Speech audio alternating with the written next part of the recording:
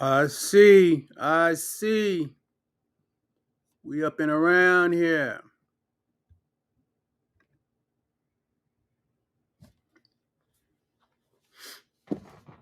Come on in, come on in. We got work to do. Happy New Year, Happy New Year.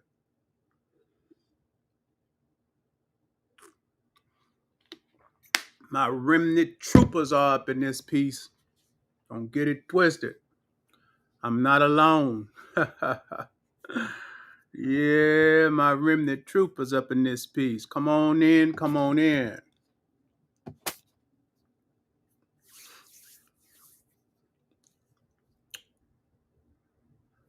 Bill, love you, boy.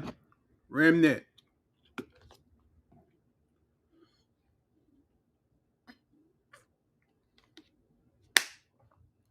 All praise to the Most High. We're going to wait a few minutes, let people get into the live, and we're going to get busy, right?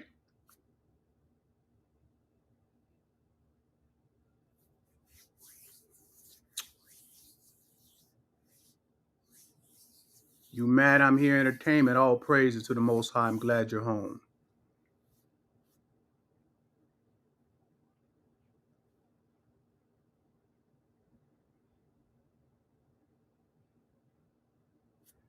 Yeah, Damien, you should have said they didn't tell you. And he going to say, tell me what? Say, oh, okay. Let's leave it at that. They didn't tell you? Tell me what? Oh, okay.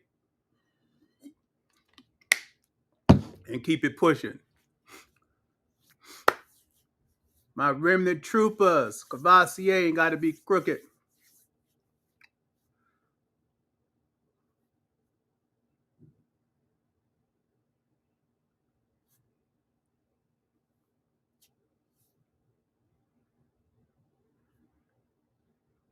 What does remnant mean?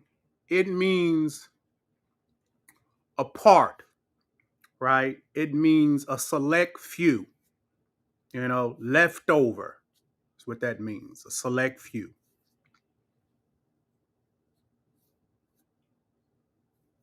Happy New Year to everybody. And we're going to give you a blessing to start your new year. Excuse me. Wifey up in here, Love Dove 777. We are going to bless you to start your new year. We didn't have to do it. You know, let me just speak to my remnant because they real particular about this information being shared. But let me just say to my remnant, we got hundreds of classes. We can bless them with one or two here and there. We got hundreds of classes.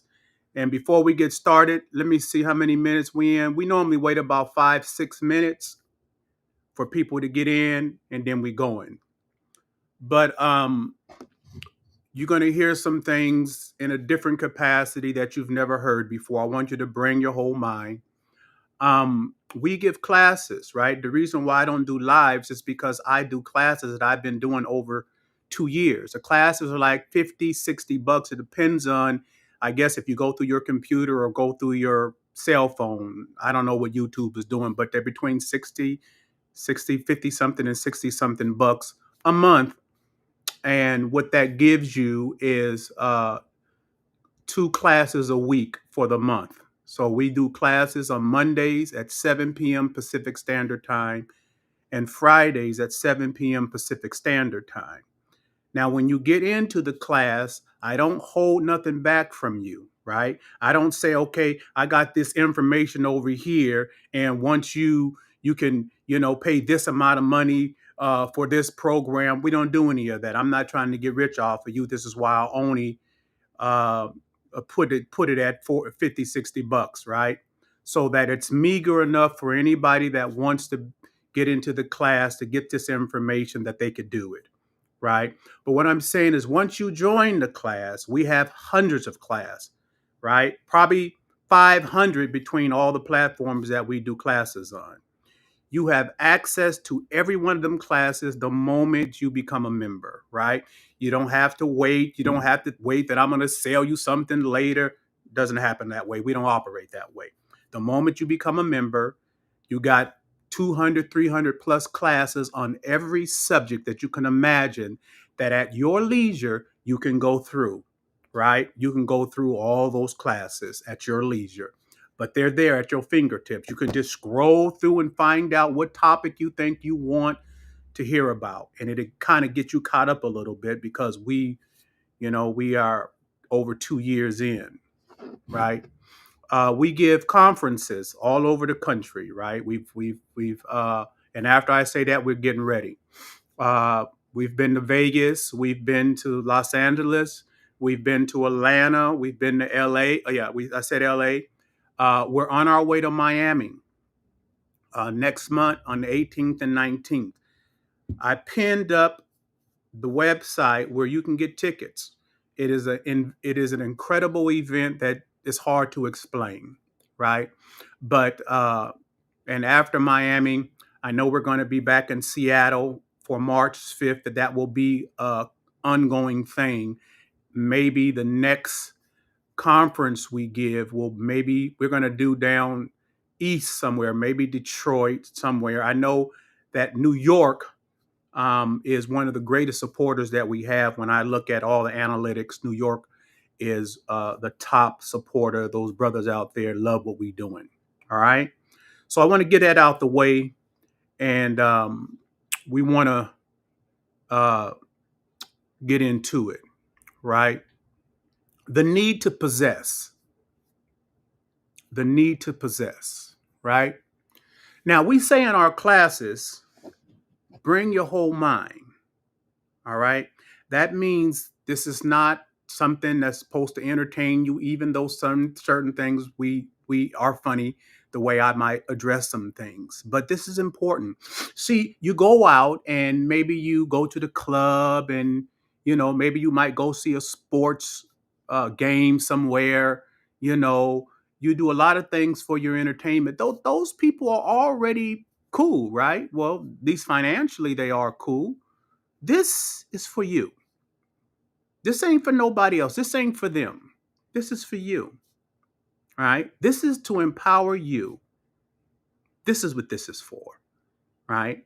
And so as we get into this information, right, my job while you're here with me is to impart something to you, to give you a pathway, right, to your greatest power, which is you. Right? The world doesn't teach you that. The world teaches you your greatest power is money, or um, having women, and I've had all of that. I've had all of that, right? But this information will teach you that you, right, through this information is the greatest. The value is you. The need to possess. Now let me go over to read this real quick. This is an AI review. Right? It says the need to possess refers to a strong psychological drive to own or control something, whether it be physical, whether it be a physical object, a person, an idea, or even an experience, often stemming from a desire for security, identity, or sense of power. But it says, can also manifest as unhealthy obsession when taken to extremes, leading to behaviors like jealousy, manipulation, and controlling tendencies. Somebody might say, I'm trying to get this bag, Dre, right? The need to possess. And I'm going to tell you something tonight that's going to blow your mind, right? This is it says a strong psychological drive to control something. I'm gonna expose something to you tonight and explain to you your need to possess is ultimately one of your greatest weaknesses. Right? Somebody said, "Man, I'm grimy, man. I'm staying down. I got to go get this bag. I got to go make it happen." Your need to possess is one of your greatest weaknesses. Okay? Now I'm going to break it down, right? Bring your whole mind. Let me tell you what happens with the need to possess. It is just not the need to possess, right? It is the world. In our classes, we say that words have worlds, right? It's just not a word. Words have worlds. So the need to possess has a world. What is that world? This is what we want to unpack tonight. What is that world? The need to possess. What does it do to an individual, right? Well, it begins to align you, right?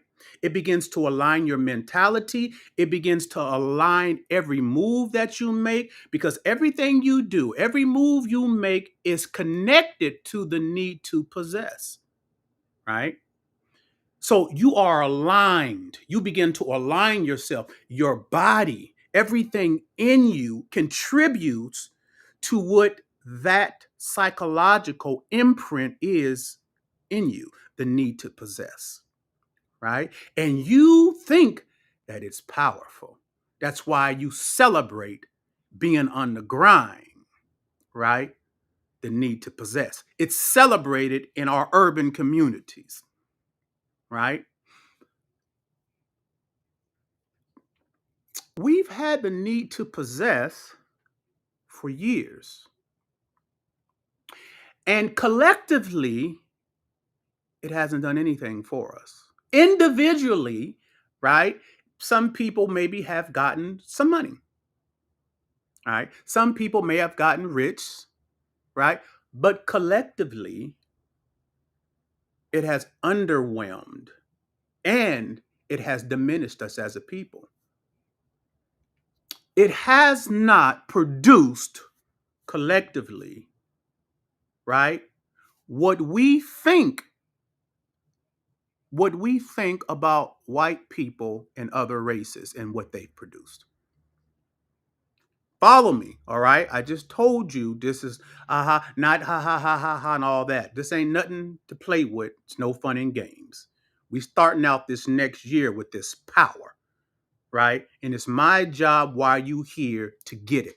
So I got to break it down and give you points of reference. And I'm working on you right now because, see, what I'm working through is that socialization and that indoctrination in your mind. So I got to work through it. I got to work through it so that you can get the clarity, because so much of that is what you think is normal, right?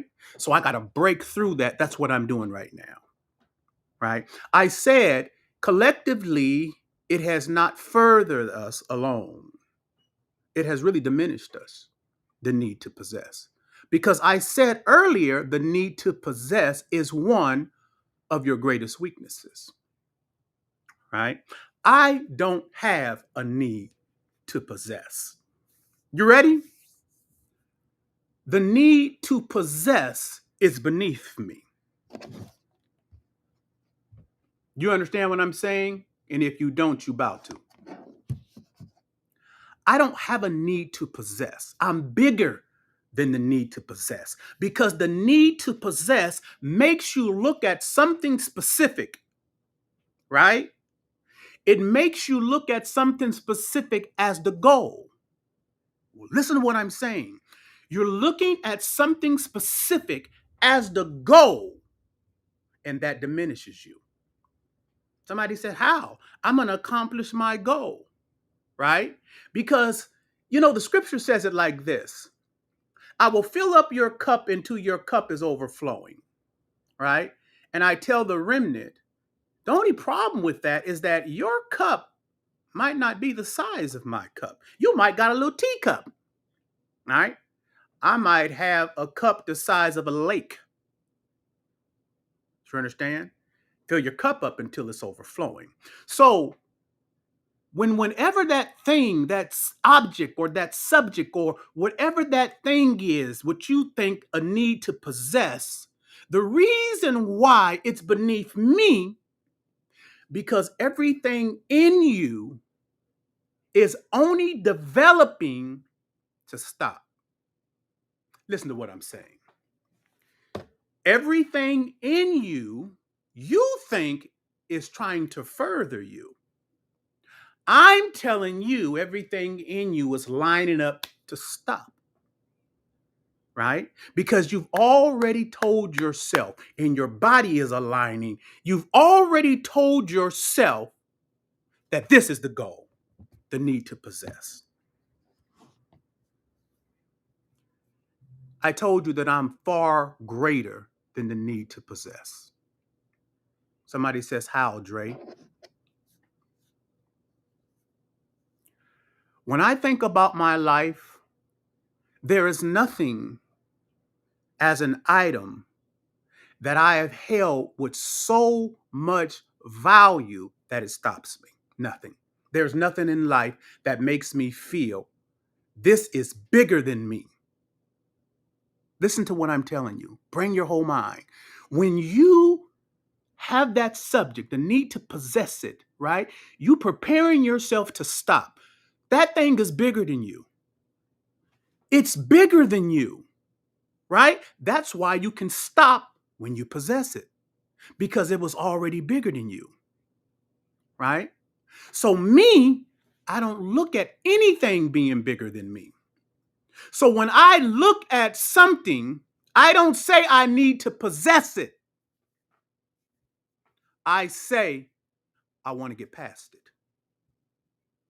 Come on, you guys is missing this thing, man. Whoo! Listen to me. I think of things as something for me to pass. Look it. I know some of you are new, right? And some of you are getting this information first, so I'm working with your mind. I don't look at something as a need to possess it because I'm preparing myself. I'm saying this is so great that it encapsulates me, it stops me, right? No, I need to get past it. I need to get past it, right? So it's never placed in a position where it's greater than me. I've minimized it by saying it's something that I just need to get past, right? And I'm always in an ever-growing state. Ever-growing state. I'm never diminished by a thing. I said earlier, collectively, the need to possess have not helped us, and I'm explaining to you why. Right? Because when you think about the American government or the American society, right? American culture, right? And you're trying to operate off of the need to possess when they've already possessed what you need to possess. So do you think, right, where you're stopping at, they have? Listen to me. Would everything you've built inside of you to possess something, you've only got to ground zero because they already possess it and you're already stopping. They're at ground zero with it where you think they're at now. When you're just getting over there to possess it, come on, man, listen to me. I'm trying to make you understand why collectively we have been reduced. Because everything in you is prepared to stop. And me, when I'm looking at circumstances and situations, I'm never thinking that anything is bigger than me, that I need to possess it. I just need to get past it. You understand? Look at the mindset. Look what happens when an individual is thinking about life, things, circumstances, money, whatever. And in his mind, he looks at it, it's something that I need to get past. Right? Is he preparing himself to stop? No. I'm teaching you the mind of a conqueror. I'm teaching you the mind of a conqueror. Do you remember I said, well, maybe you didn't. I said, this is what I said in one of our classes. I said in our community, there's people that we look up to. One of those people are gangsters, right? And so we look up to the tough guy and the gangster, right? And we model ourselves after this tough guy image, right? There's a way that the gangster thinks. There's a way that the gangster moves that we celebrate, right? We know that at the drop of a dime, he'll kill somebody, and he's tough and he'll stand for what he believes in, right? We admire that in the urban community. We also admire the rich man, right? The rich man moves a certain kind of way, different from the gangster. The rich man knows about finances, knows how to take advantage of you financially, right? He knows about capitalism. He knows all the tricks of the trade. He moves a certain kind of way based upon what's important to him. He moves a certain kind of way, different from the gangster. But those are the two people that we really celebrate.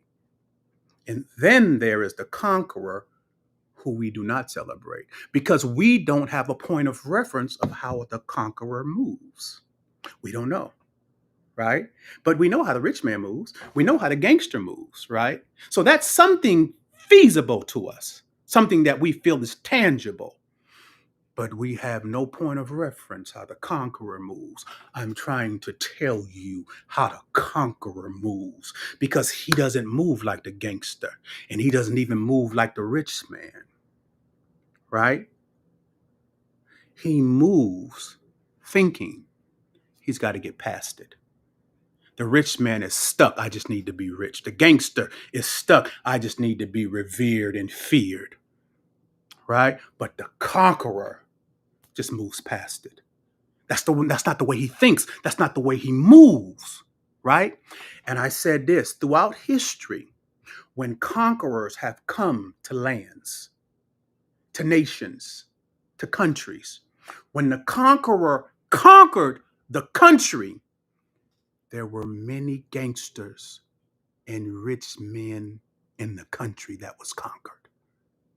Do you understand? So when you are positioning yourself with the need to possess, I'm telling you how you are diminished, how that's one of the weakest things about you. I'm trying to make you see the whole picture of why. So now, when you are looking at that thing, white society has it already. You're just looking at it to get to the stop. You will never develop the mind to even be able to be in the arena to be able to conquer them, right? Because you have a need to possess, not to get by, not to get past it. You don't understand that way of thinking because you don't have a point of reference to the conqueror's mind. So you celebrate the gangster, you celebrate the rich man.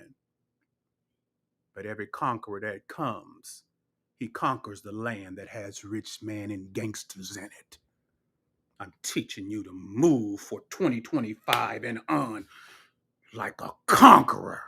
And the first thing you got to stop doing is limiting yourself, your mind. Everything in you is lined up to stop. Everything in you, you've been deceived and tricked. Everything in you has been aligned just to stop at a place that they possess already. Do you understand what I'm saying? I'm trying to make you understand. The need to possess, right, has indoctrinated, infiltrated. It has, it's like a baptism, so to speak, right?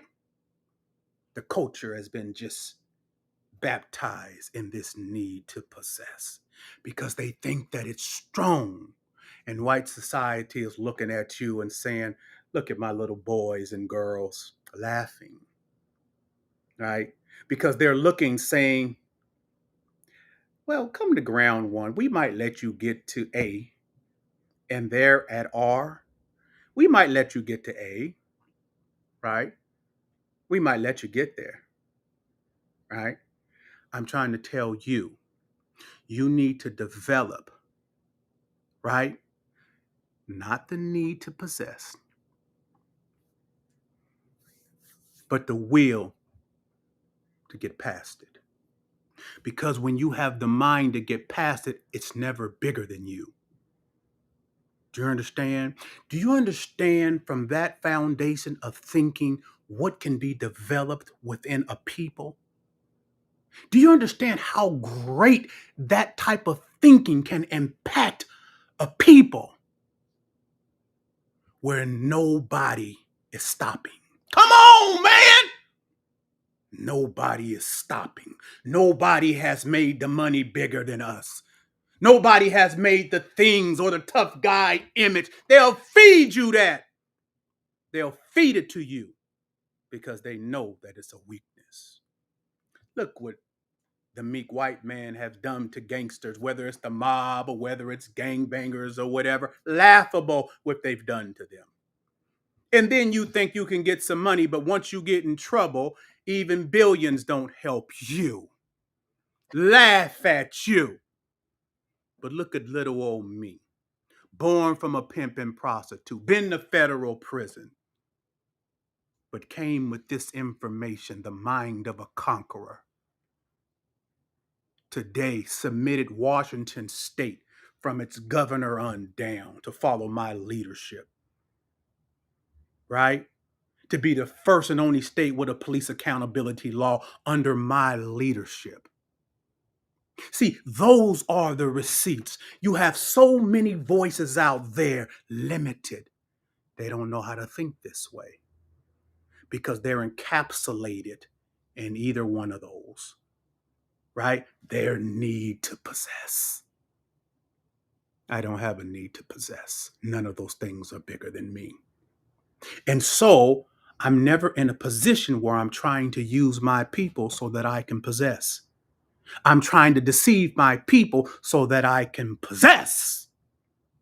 Because I'm not trying to possess. It's too little. It's too small. And because I had the way that I think like a conqueror, I came to this state and passed the first police accountability law in this nation. Those are the receipts. It didn't matter what my background was, people. It didn't matter where I came from, whatever mud God dug me up out of. What mattered is the mind he gave me that I'm trying to share with you for 2025 and beyond. You positioning yourself to stop because you trying to possess. You trying to possess what they already have? Then what? You trying to possess what they already have? And then what? You never prepared yourself to think beyond it because that was your limit. Their base is your height. And God cannot pour into you because all you can see. What have you done? I've possessed the best, the biggest. And I said from the beginning, that mind to possess have not collectively helped our people. And so I know some of us, so many of us are indoctrinated. What do I mean by that? What do I mean by indoctrinated and socialized? I mean, you have the mind of the oppressor. You have the mind of what America have taught you. You don't even know your original mind. It was taken from you. And all you've had was the mind that they've given you. What do you mean, Dre? Well, you love what they tell you to love. You value what they tell you to value. You hate what they tell you to hate. You're a good boy. You're a good boy. Even if you're a millionaire, you're a good boy. My dad didn't raise no boys. He told me you got to be a man first before you anything. So God himself began to teach me about our original culture. And the more I learned about what was original about us, the first original man, the more the elevation of original culture was inside of me, the more the indoctrination in the American culture and the American ideals of value, the American ideas of hate, they diminished. And they had no control over me, which is how I came to this state and did what no other could do, even in the country. Face the opposition. But they don't have a point of reference to this original mind. They got a point of reference to that mind they've given you. They know exactly how you're going to operate. They know exactly your deficiencies. They know you. You's a good boy. They know you. And they know they've sold you your need to possess. You will never be a conqueror. And they know it. You will never produce the mind to even be able to deal with them. And they know it. Because all you want to do is possess. You understand why that is one of the greatest weaknesses you could have. Come up hither. Come up hither. You want to do something amazing? I've done it. I've done it. And I'm merely teaching the remnant to operate, think the same way. Let me tell you something. When I was doing police accountability up here in Washington State, they killed my little brother in 2016. It's all over the place. It's easy to look up. Go look up Initiative 940. Go look up the work I did in Washington State that is permeated all throughout the nation. Right? I say this story often. When I gave the first rally in March for my little brother up here in Washington State, there are a lot of youngsters out there who I love, my people. Young black men, young black women. And I took the mic and I said, I want to say something to you because I'm trying to talk and pull out the conqueror, not the good boy. I said, I want to say something to you all. I said, if you're the kind of individual that if someone calls you the N-word, you're going to lose your mind, you're not qualified to be here. You're not qualified to be here. Chat, deal with this person here. They don't want to be here. Just take them up out of here. You know, they ain't got to be here. That's all right.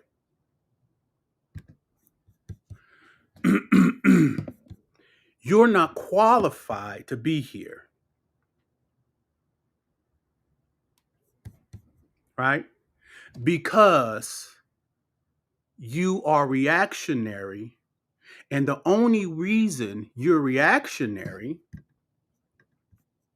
hold on. The only reason you're reactionary is because you value the people that have called you the N-word. I said, I want you to understand the psychological issues that you're dealing with. You're going to lose your mind because somebody called you the N-word. It's only because you value the individuals that have said that to you. Right? The moment you start understanding your own culture, the value of what belongs to you, nothing they could say would even matter. You know the evidence? Because it could be one of our top people, celebrities. Just say a celebrity, right? Just say Denzel, for instance, right? And Denzel will walk down the street and he could say to a bum on the street, "You redneck, you peckerwood."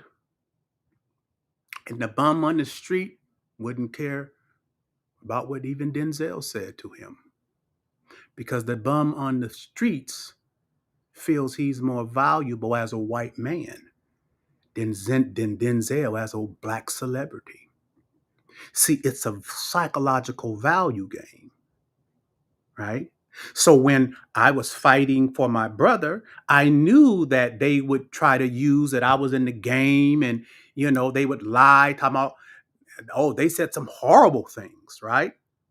He trafficked children and lies. I mean, they are going, listen, politics is a blood sport. They're going to go for the jugular to try to stop you in your tracks, right?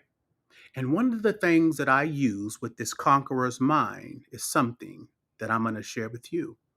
If you come from the streets, if you've been to prison or whatever you've done, I always say this: tell your story before your enemy does.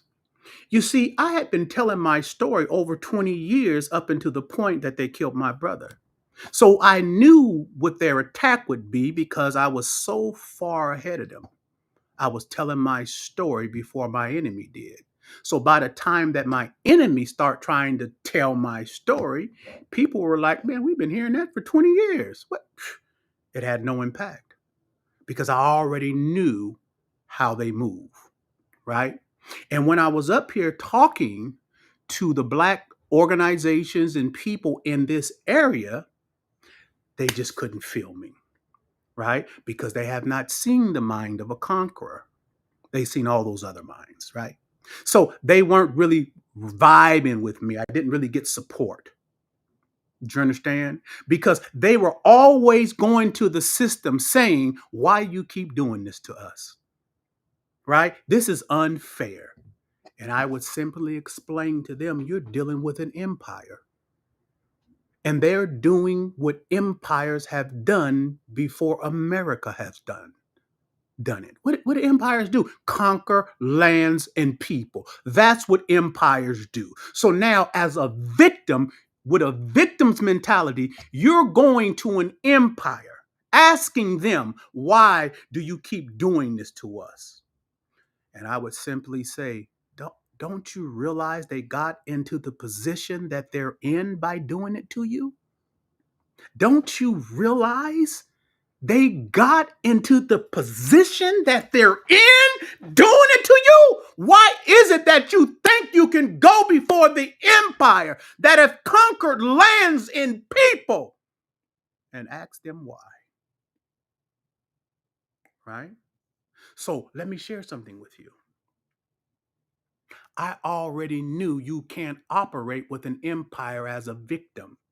They know you are a victim. They'll pat you on the head, right? And try to give you some kibbles and bit. They've done what they've done to be in the position to make unjust laws if they want to, right? They feel they are an empire. What empire do you know having made the laws, albeit egregious? It doesn't matter. They made the laws, they made the country, they got the military to back up their laws, even though they may be unjust, right? You can't fight them like that. There's a thing when you are building campaigns, fighting them politically, that's called building power. White people talk about it all the time. It's not a word that's used in our community. Building power, right? So now I got to come at this empire. They done killed my brother, and we have got no relief all around this country. What are you going to do? I'm going to build power. What do you mean you're going to build power? Well, just hold on. Just wait and see. So I went to every community. I've talked about this before, but there's some new people that's listening. I went to the Latino community. I went to the Asian Pacific Islander community, right? I went to the Samoan community, and I went to the white community. I went to all communities, right?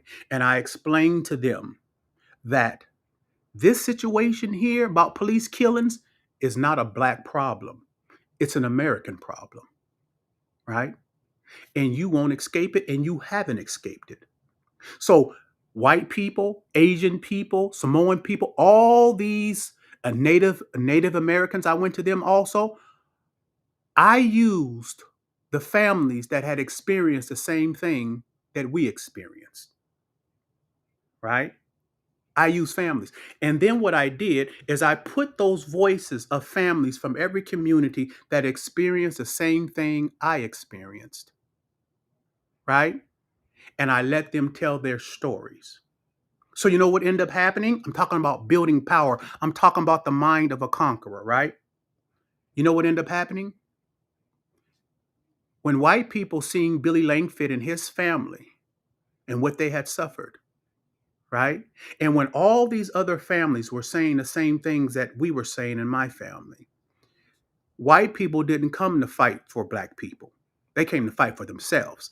Asians didn't come to fight for black people. They came to fight for themselves. And all those voices brought everybody together, but they were fighting for themselves, right? You'll fight if you want to help somebody, you feel sorry for them. But I made them understand you don't get away from this. And here's the evidence. And we brought all those communities together. So when I went before law enforcement, I didn't go asking them nothing. I went telling them what we want because I had built power. And that's how you have to deal with empires. Do you understand? You've got to build power. You understand? But you can't build power. You can't build power, right? Because building power is the mind of a conqueror, not a gangster, not an entertainer, not a rich man, but a conqueror. And so the American institution respect the power move, right? And we won, right? So I'm sharing with you tonight, before you go into your new year, some pointers, planting seeds inside of you, right? Trying to make you open up your mind to thinking about different aspects and trying to share that with you to prepare you for your 2025. And if you're not in these classes, right, so that you can continue to get the information reinforced to you on every subject, women, relationships, politics, the streets, any area. There is no area that is taboo to us in the remnant. And the reason why it's important, because I always say, you're going to hear this class, and there's going to be some very powerful things that are going to really impact you. But the system and the indoctrination, 24 hours a day, 7 days a week, they're promoting their culture. They're promoting their socialization, right? To keep you a good boy, right? To keep you a good boy. And they promote it. That's why the classes are so important, because as they're promoting 24 hours a day, 7 days a week, constantly, you can get this class and be filled with power. But people are predisposed to go back to behaviors that they're comfortable with. So say you could be 28, you could be 38, you could be 18, and you hear this information, right? And then you go into the world, and because it's not reinforced, like they're reinforcing that indoctrination, they're reinforcing selling you the idea of the bag and all this kind of stuff, right? And then you get right back into the matrix, right back into the trap, right? And you become the good boy that they've taught you to be. Do you understand? So you need to get in class. How do you get in class? It's on my YouTube. Just click join on my YouTube channel, right? I just wanted to start your New Year's. I've given you guys some great pointers by which to pull from. And this is a public live, so it's not a class. So you'll have access to this all the times to come back to remind yourself, just on these little subjects. But remember, words have worlds. We have hundreds of classes on anything you can imagine, right? About your own culture. And I can't get into all of that tonight, right? Because we'll be 3 hours trying to make you understand what it means to have your own culture, your own mind. All I can say is that I have the receipts, and everybody else out there that's doing a lot of talking. They might teach you how to get some money. They say, boy, because that's most important. Possess. Well, they over here, they selling this course and they're selling that course and teach you how to be a ladies' man and teach you this, that, and the other. Those things are secondary. Those are really small things. This information teaches you how to be a conqueror over every area of your life. We're not talking about just with money, just with women, just with the system, just in every area of your life, right? We're not diminishing this information down to some female or what they consider the bag. I'm going to possess the bag just to be at the system's bottom. They own everything, own all the banks, all corporations, the food. Do you understand what I'm saying? That's not good enough. We need to get past some things, because when you got the mind, I needed to get past it. It hasn't limited you, right? Then the greatness of the Most High, as great as He is, then He can pour into you because you don't have that limited mind. Those portals are open, right? Because you take that indoctrinated mind out of you that's already prepared you to stop, and you didn't even realize it. You thought it was everything. Man, I got to go possess this. But you thinking about, it's the bag, it's this, it's this, it's this, it's this, right? So they got you out there like a workhorse, right? Right? Keeping you busy because they don't want you to have what I'm teaching you. They don't want you to know that because they don't even know it. Not from our perspective, they know it from theirs. But they don't know it from our perspective. They have no point of reference of dealing with this here. Do you know what I'm saying?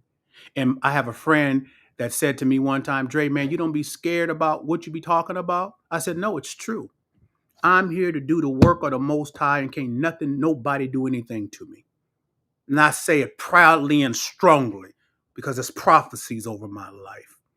And as long as these people probably been listening to me, they know I believe it and I live it. I'm going to complete everything that the Most High has sent me to do. And that's to get the remnant, because I'm not here for all of you. I'm only here for the remnant. Understand that. This is not Christianity where we're on the street corner trying to twist your arm to come be a part of what we're doing. That ain't what this is. Everybody that's in the remnant is there because they value being there. This is value based. This ain't you gonna go to hell and all that religiosity. This is culture. This is culture. The Christians taught you religion. You don't even know who you are. You don't even know and even believe how important you are. It's your time. It's our time. I love you. I want you to have a wonderful, wonderful New Year's. And you can revert back to this. All praises to the Most High God. And to all my remnant, I feel you. You got my back and I got yours. And I am honored for us to be on this journey together. I love you, remnant, right? Have a great New Year's. I think that's about it. I'm going to leave you right with that because you can go back over that, because sometimes you hear something, but you need to go do a deep dive, because I know a lot of you, right, have only been taught what you've been taught, right? And I hope I shook you up, all right? All praises to the Most High God. I love you. Remnant, represent us everywhere you go. Represent the remnant. All praises to the Most High God.